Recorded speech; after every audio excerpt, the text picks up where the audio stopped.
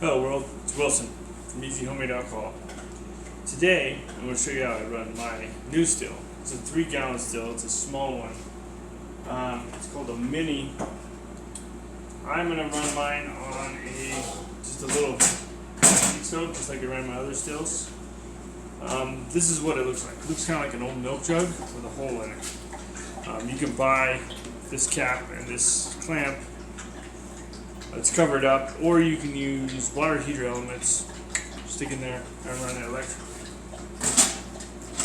So you got your lid, you got your pipe stand, and the shotgun condenser that I'm going to put on it. With an inlet and outlet. I also have my awesome thermometer, and I'm going to insert 2 bushels of copper into the column. This is like shutting 2 plates, basically. And I'll get this all set up for you and put it all together so you can see when it's all finished. All this stuff can be basically purchased off of Amazon. Or you can go to barleyandhops.com and buy the whole set. But if you wanted to buy just this column, you want to buy a bigger column, you want to buy a reducer for your column, or if you want to buy different condensers, you can also buy a gin basket, which I happen to have here. You guys have a gin basket for it. I also have a small reflux for mine that I purchased also. Inlet and outlet of water, just makes it cold, reduces everything. Sorry about that. I know there's a little glitch right there. I had a situation I had to take care of. So reflux keeps everything, cools everything down. This goes right up on top. You put your thermometer in there, and then all the clamps to hold everything together are just regular sanitation clamps with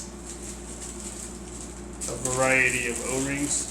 Actually, all my O-rings are exactly the same. They fit in every single spot. So, everyone except for this one.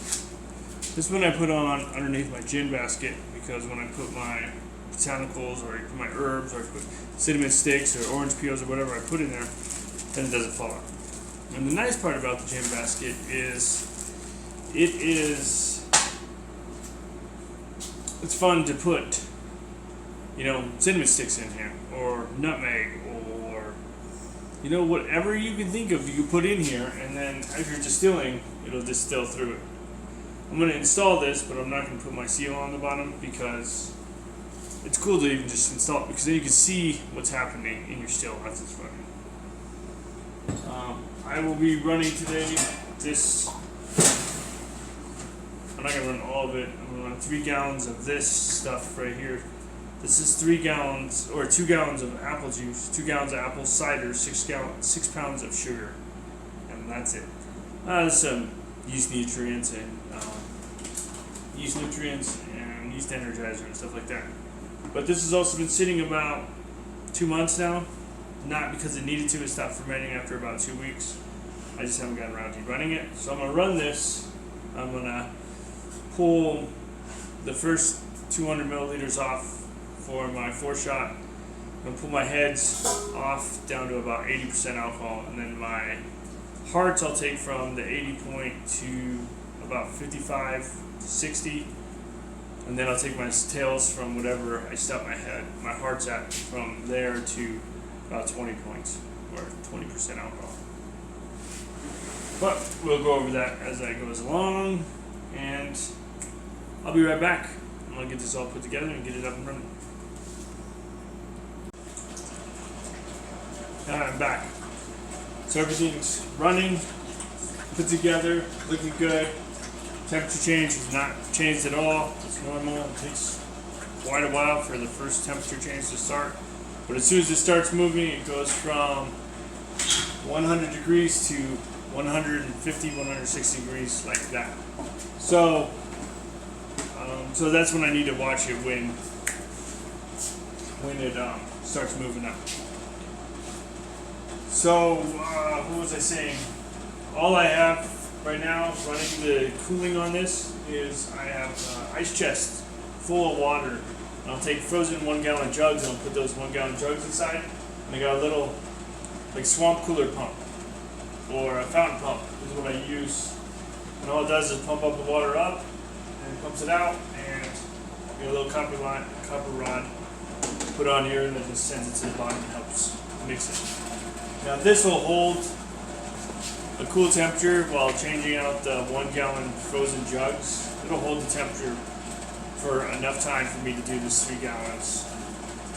And I'll usually get about 3/4 of a gallon out of it.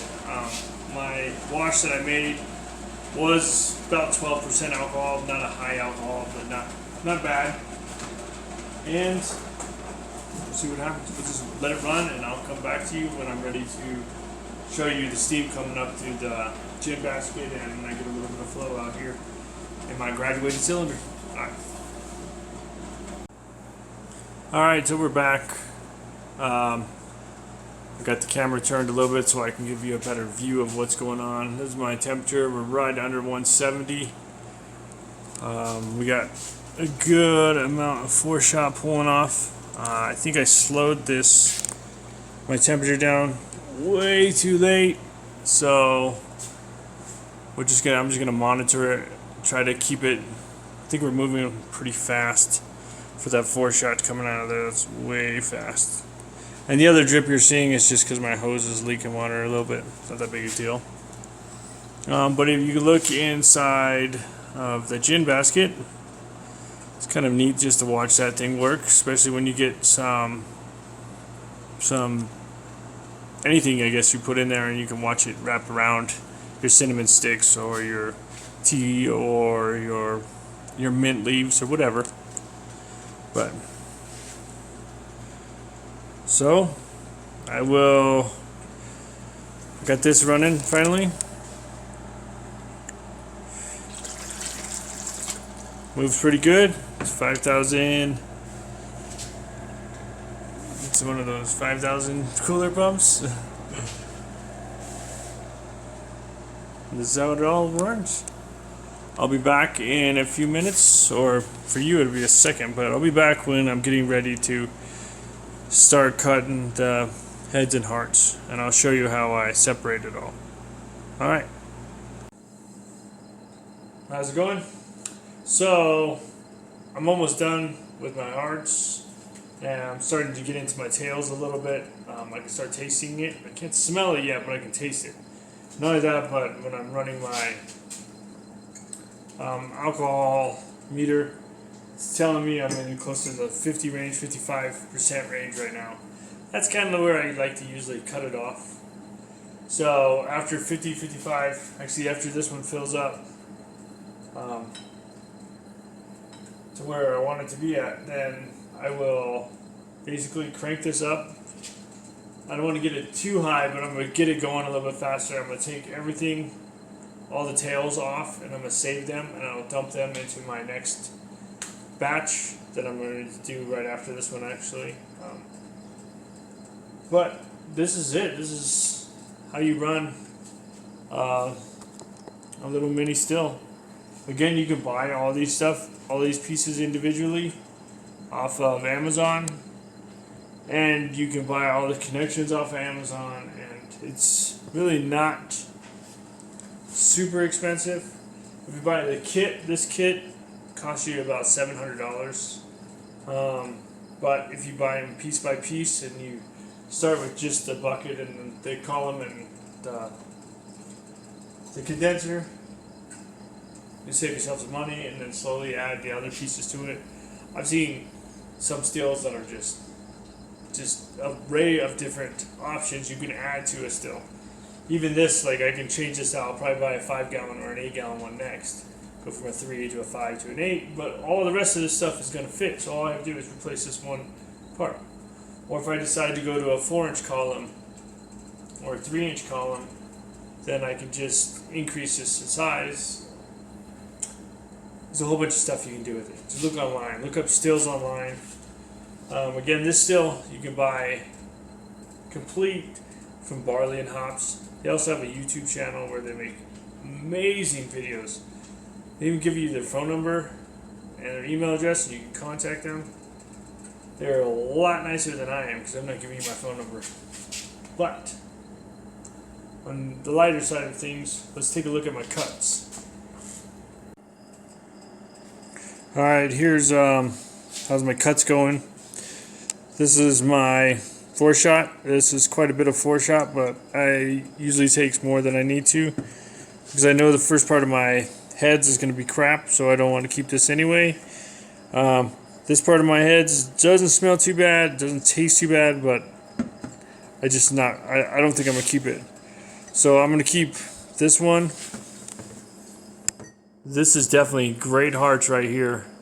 And this is where I'm starting to get into my tails a little bit. It's still really good, so I'll probably keep all three of these three, mix them together, and I'm going to drop it to about 50% alcohol, and then actually I'll drop it to about 60%, and I'll run it through my filter, and that'll take another 5% off of it, and then be around 50%, and then I'll get to play with it from there. So, this is me. This is Wilson with Easy Homemade Alcohol. If you want, subscribe and leave a comment if you want, and I'll try to get back to you. I don't do it all the time. This is not a full-time job for me.